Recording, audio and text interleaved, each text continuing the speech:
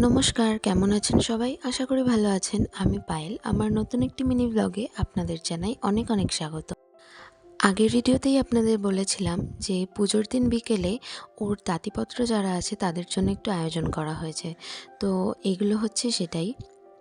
আমার হাসব্যান্ড বাজার থেকে অনেকগুলো পার্সেল নিয়ে এসেছে, কারণ বাড়িতে এগুলো ঝামেলা করলে পুজোর দিন আসলেই ভীষণ টায়ার্ড লাগে।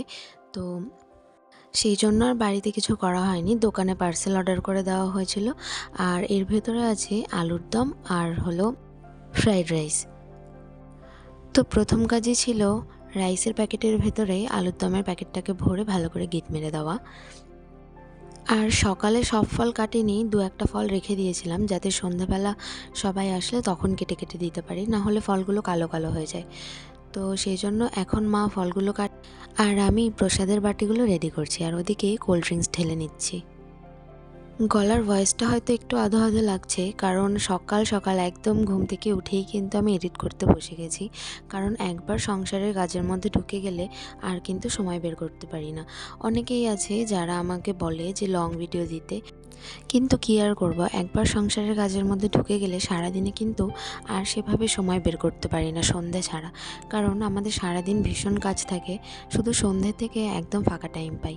যেহেতু পুজোর ভিডিওটা কালকে পোস্ট করেছি আর এটা আজকেই করতে হবে, সেই জন্য কিন্তু সকাল সকাল একদম বসে পড়েছি ভিডিও এডিট করতে।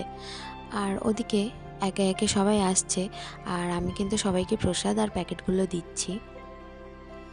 আমাদের মতো বাঙালি হিন্দু ঘরের মেয়ে বউদের সকাল থেকে যে কত রকমের কাজ থাকে, আর সেই কাজের মধ্যে তারপর আবার এই ভিডিও করে সেগুলো এডিট করা, সেটা যে কতটা কঠিন সেটা আশা করি সবাই বুঝতে পারেন। তারপরেও ভিডিওগুলো করতে আমার ভীষণ ভালো লাগে, তো সেই জন্য কাজের মাঝেও সময় বের করে একটু চেষ্টা করি ভিডিওগুলোকে এডিট করে ঠিক টাইম মতো পোস্ট করা।